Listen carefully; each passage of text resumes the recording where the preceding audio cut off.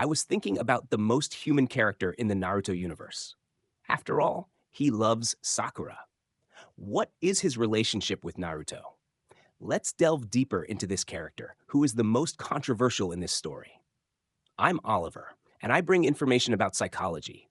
This channel offers a psychological analysis of anime characters every week. Your subscription, your like, and your sharing are very important for this channel to continue growing. Once we reach 1,000 subscribers, I will do a special analysis of Sasuke.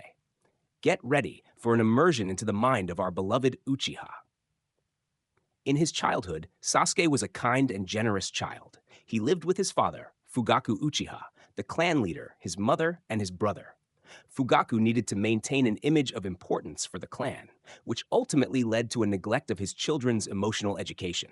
Sasuke did not have a constant paternal presence and could not share his feelings. This is where Itachi's importance comes in. Itachi played a crucial role in Sasuke's life, as he spent more time with him and was the one who trained him. Sasuke's mother often commented on this, while his father showed no affection. When Fugaku said that Sasuke was not good enough, a 6-year-old child would believe this and internalize those ideas. Itachi became the role model to follow, and his father always compared him to Itachi, who would be Fugaku's replacement. Thus, Sasuke developed a feeling of admiration but also envy towards his brother, resulting in constant competition in his life. These dynamics and characteristics of others shape the way we perceive ourselves. As a child, you seek your place and the approval of others. It is at this age that the most traumatic experience of the entire series occurs, when he returns home to find that his entire family, including his parents, is dead. This, in itself, is an immense trauma. The biggest impact is knowing that the person responsible for this was his brother, whom he admired the most in the world. Questions arise. Why did he do that? Itachi simply states that it was to test Sasuke's power. He feels that if he wants revenge, he needs to become much stronger. Thus, Sasuke sees himself reflected in all the people he could count on and who could care for him. Itachi, who was once a figure of admiration and almost paternal, now becomes an object of revenge. In his childhood, Sasuke needed psychological support, not a role model. He grows up only with Itachi as a reference. What Itachi told him was that to become stronger and get his revenge, he should seek that power. And that's exactly what Sasuke does. He gets the best grades in the academy and is always seeking power, which seems almost infinite. He always wants more and desires to be the best. The worst part is that Sasuke cannot understand his own feelings, denying them. Since the academy, he has developed a superiority complex, feeling superior to others while also hiding feelings of inferiority and struggling to cope with frustration. When Sasuke joins Team 7, he begins to see things from a new perspective, recognizing that there are people close to him whom he considers family. In this process, he starts to develop new emotions and sees Naruto differently. Even though he is stronger, he begins to protect Naruto, which contrasts with his superiority complex, as he used to see Naruto as weak. During his time with Kakashi, Naruto, and Sakura, Sasuke begins to distance himself from his quest for revenge a little. However, when Itachi returns to the Hidden Leaf Village, Sasuke finds himself confronted by him. In an attack, Sasuke feels pressured, but Itachi claims he is not after him. He is after Naruto instead. This childhood competition with Itachi repeats itself, and now Naruto becomes the brother who seems more important to Sasuke. Sasuke begins to question whether he can stay in the village and continue with the people of Team 7, without forgetting what happened to his family and the revenge he desires against Itachi. So, he decides to leave the village to follow Orochimaru, who offers him power. This proposal is almost irresistible, but it also comes with the condition of sacrificing his bonds. When they fight, Sasuke has the chance to kill Orochimaru but hesitates. He doesn't want to become like his brother.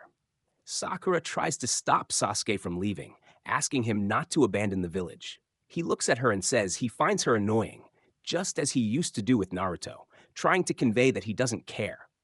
However, just a few seconds later, he realizes and thanks Sakura, acknowledging what she has done for him. In that moment, he cannot deny his feelings. The pursuit of power and the heavy legacy left by his brother haunt him. Sasuke begins to appear to have great power, but he doesn't see it clearly.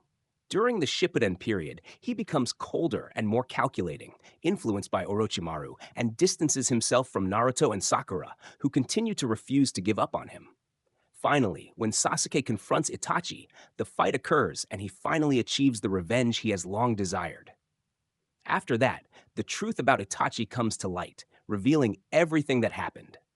It is written here that, to protect, he goes to Sasuke's head, which was already very messy. That childhood he could not live generated emotions he always tried to deny. The world changes completely. His brother, who he admired, is now just one of the evil people he wants to take revenge on. He had to deny his own feelings, while Naruto did not do so. This scene is profound because, in addition to dealing with his own pain, Sasuke also wanted to deal with Naruto's pain. But he couldn't. We all go through this.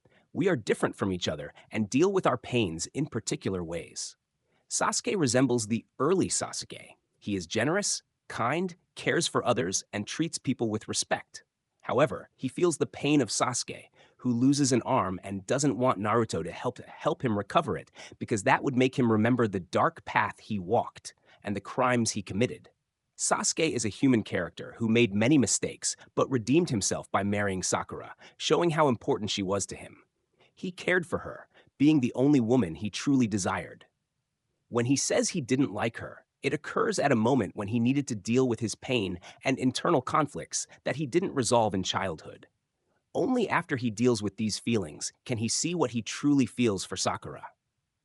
He becomes a good father to Sarada, loving his daughter very much, even in his absence. Sasuke tries to act differently to avoid repeating his father's mistakes. This is part of his personality. He needs to understand that these moments are essential as they complement each other. Sasuke did not have any other relationship with another woman. Sakura was the only one with whom he had an emotional bond. Although it seemed he preferred to be alone, Sakura tried to show him feelings he didn't know. When he gives love a chance, it becomes evident that she is an incredible character, the one who heals. She brings something more important than that. She changes and heals Sasuke's heart in a normal context. In a ninja universe, a doctor is extremely important, especially in a world filled with wars like that of Naruto. Without the actions of Naruto and many others, humanity might not exist. That's why many identify with Sasuke. He reflects much of what it means to be human. His story begins as that of a kind child, going through great trauma in search of revenge, but ultimately becoming the savior of the world, and, in the end, a Hokage, starting a family that seemed almost improbable. What human doesn't have doubts? What human doesn't change their opinion throughout life? Sasuke is a great definition of what it means to be human, because in the universe of Naruto, he is the most human of all. If you've made it this far, subscribe to the channel, click like, and share this video. Let's reach 1,000 subscribers together. Thank you very much. He goes through emotional numbness, not knowing how to deal with emotions and lacking clear goals, unsure of where to start. People who experience post-traumatic stress disorder can develop emotional numbness, resulting in an absence of feelings.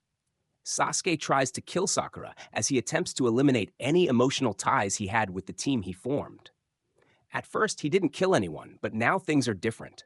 He was distraught, and his stance almost leads to an act of violence against Sakura or anyone else. To enter the world of Naruto, one must want to be a hero amid war, in an environment where one cannot trust anyone. He could not simply return to Konoha, knowing that Itachi had defended the village. After all, how could he trust someone who put in his hands the mission to kill his entire family, hiding this truth from him? He could not return to Konoha with the goal of destroying the village. Sasuke is a very human character and easily swayed, changing his mind quickly. He encounters Itachi, who was resurrected by Edo Tensei, and Itachi shares his entire vision with Sasuke, being sincere for the first time. This makes Sasuke question the history of the shinobi world and what it means to be a ninja. He realizes that he is radically changing his opinion, and the figure of Itachi is always present. From that moment on, Sasuke desires to change the world and unite all nations to defeat a common enemy.